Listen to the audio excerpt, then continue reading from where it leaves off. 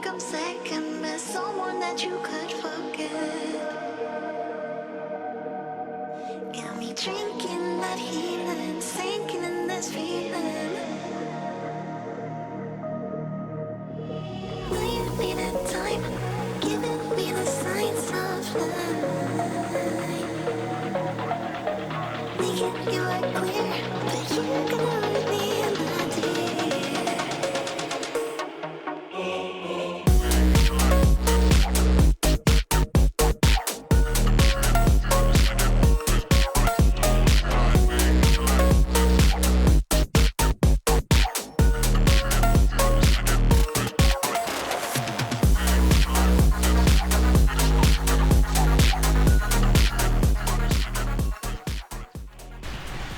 Assalamualaikum teman-teman semuanya. Bismillahirrahmanirrahim. Alhamdulillah untuk sore hari ini saya baru saja menyelesaikan lari 5 kilo ya. Rencananya memang 10 kilo, tapi memang qadarullah kondisinya hujan, ditambah juga semangat saya, lebih tepatnya mental saya itu lagi nggak mood kayak gitu kan. Jadinya setelah 5 kilo saya memutuskan untuk saya sudahi saja ya. Karena memang lari itu bukan hanya masalah fisik, ternyata juga masalah mental juga. Ya, kalau kemarin kita sudah membahas terkait dengan hal-hal di tahun 2024 yang mana itu menjadi hal-hal yang harus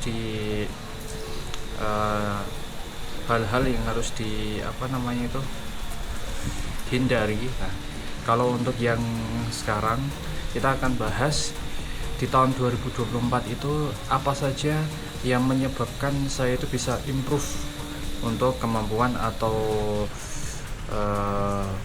kemampuan lari saya. Mari kita bahas.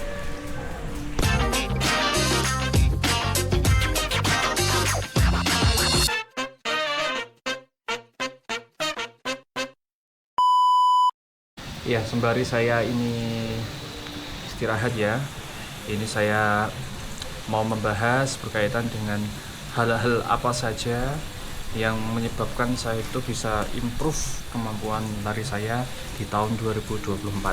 Jadi disclaimer dulu ya, saya ini bukan atlet ya, apalagi atlet profesional bukan.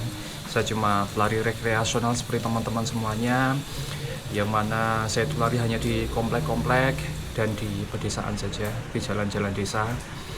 Jadi sekedar untuk informasi juga bahwasanya saya itu lari tepatnya di 1 tahun yang lalu ya, di tahun 2024 tepatnya bulan Mei.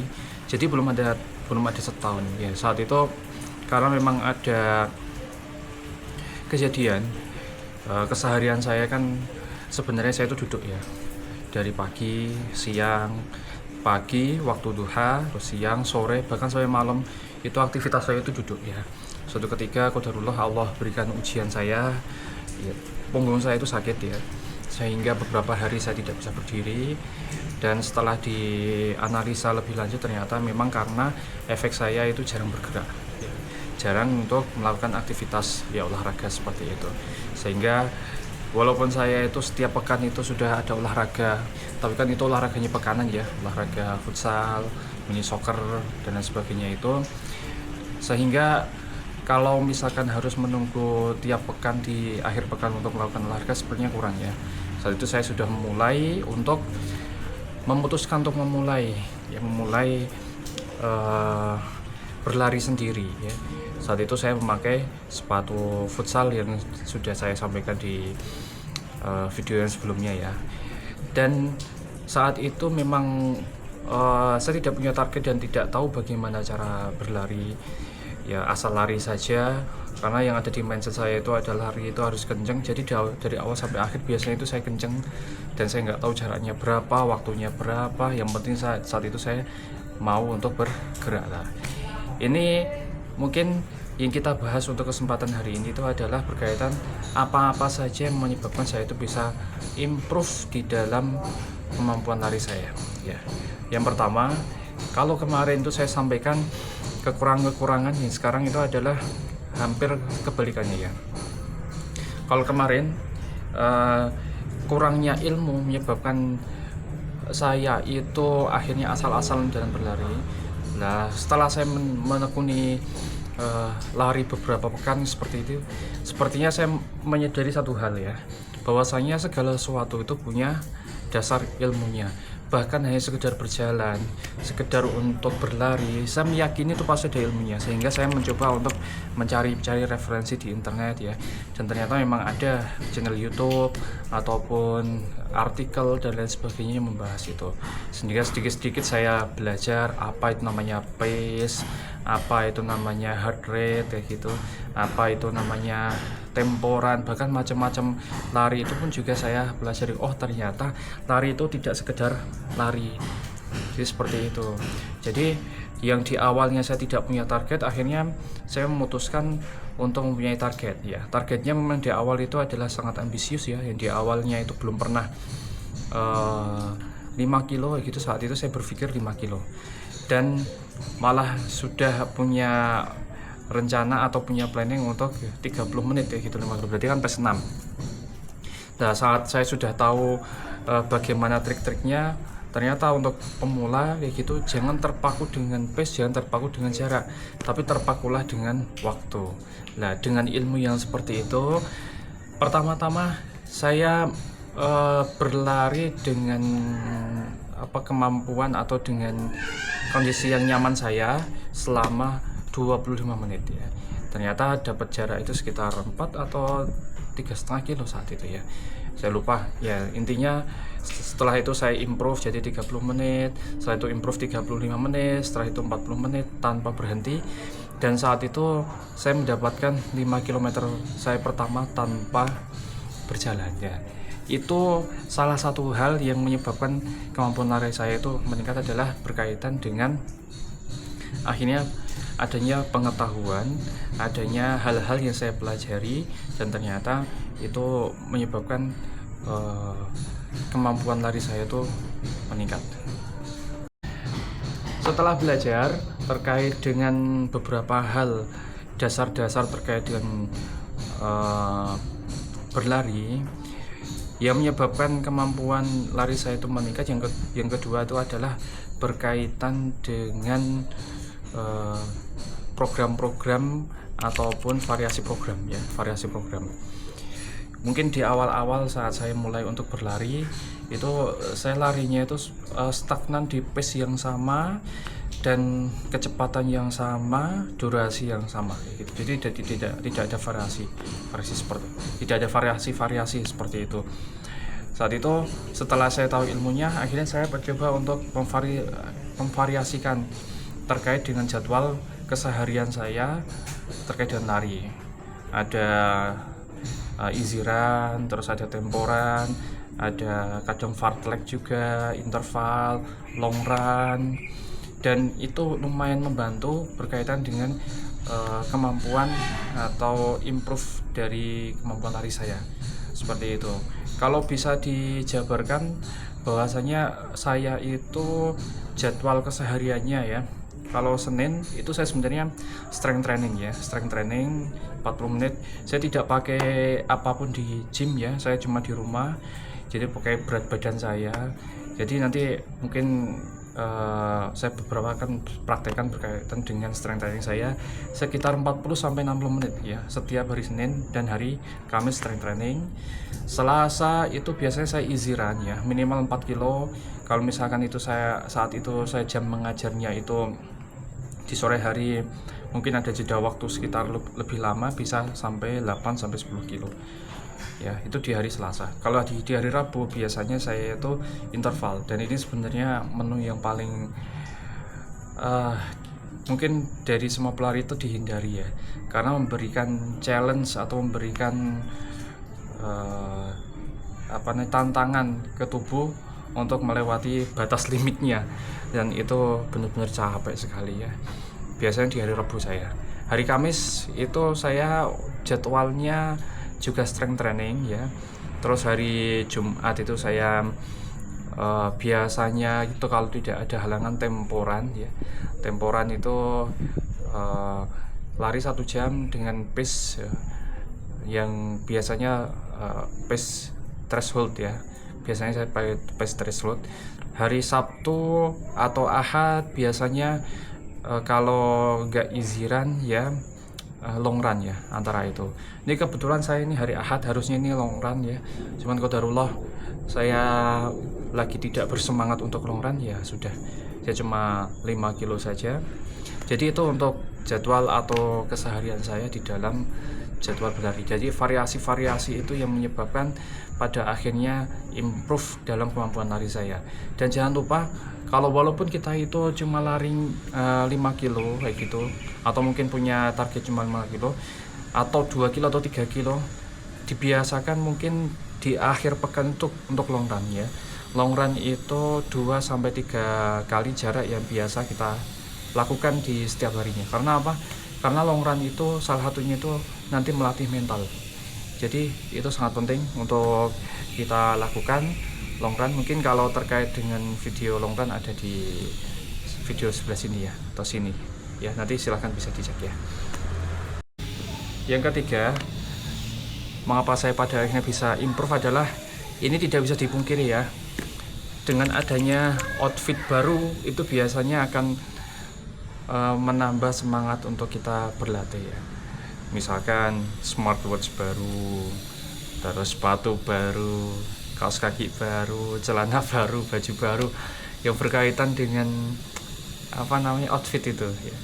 Jadi tidak bisa dipungkiri bahwasanya salah satu hal yang menyebabkan improve di dalam saya itu berlari itu adalah adanya equipment atau peralatan-peralatan lari yang saya beli. Cuman ini yang sesuai dengan kebutuhannya. Jadi seperti misalkan saya akhirnya beli running belt untuk saya long run. Yaitu akhirnya menyebabkan saya itu semangat untuk long run. Kan kayak gitu. Terus saya beli sepatu karbon. Jadi pada akhirnya saya semangat untuk intervalan, kan seperti itu. Terus saya beli sepatu daily trainer ya. Itu juga menyebabkan saya itu pada akhirnya semangat untuk berlatih easy run. Jadi kayak gitu, tidak bisa dipungkiri bahwasanya adanya peralatan baru ya, terus sesuatu yang baru terkait dengan lari itu menyebabkan kita jadi semangat ya. Tapi jangan over budgeting ya, itu salah satu prinsip di dalam kita itu berlari ya. Kalau misalkan ada yang lama ya dipakai aja yang lama. Kalau belum punya dana untuk membeli sesuatu yang baru, jangan dipaksa. Karena apa? Mungkin bisa jadi malah jadi madharatnya atau sesuatu hal yang merugikan itu malah lebih banyak dibandingkan maslahatnya atau hal-hal yang menguntungkan. Jadi gitu ya. Jadi memang running gear yang baru itu menyebabkan kita jadi semangat. Saya pun juga seperti itu ya. Yang keempat, faktor yang menyebabkan saya itu bisa improve untuk berlari itu adalah salah satunya berkaitan dengan event ya.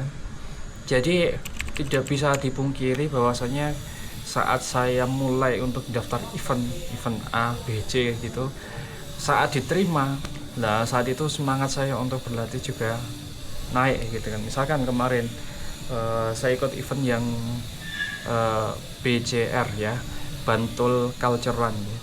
Sebenarnya saya saat itu saya tidak memasang target ya, karena memang untuk fun aja. Cuman setelah saya pikir-pikir, sepertinya saya mengeluarkan uang biar nanti latihannya bisa lebih tertata lagi. Kayaknya perlu untuk punya target untuk mencahin PB ya di sub 24 ya. Akhirnya dapatnya di 23:37 kalau nggak salah ya, waktu saya di 5 kilo kemarin saat Bantul Culture Run itu ya. Jadi tidak bisa dipungkiri bahwasanya saat daftar event itu pada akhirnya semangat untuk berlatihnya itu meningkat ya. Jadi seperti itu. Cuman ya kita juga harus selektif juga di dalam memilih event-event yang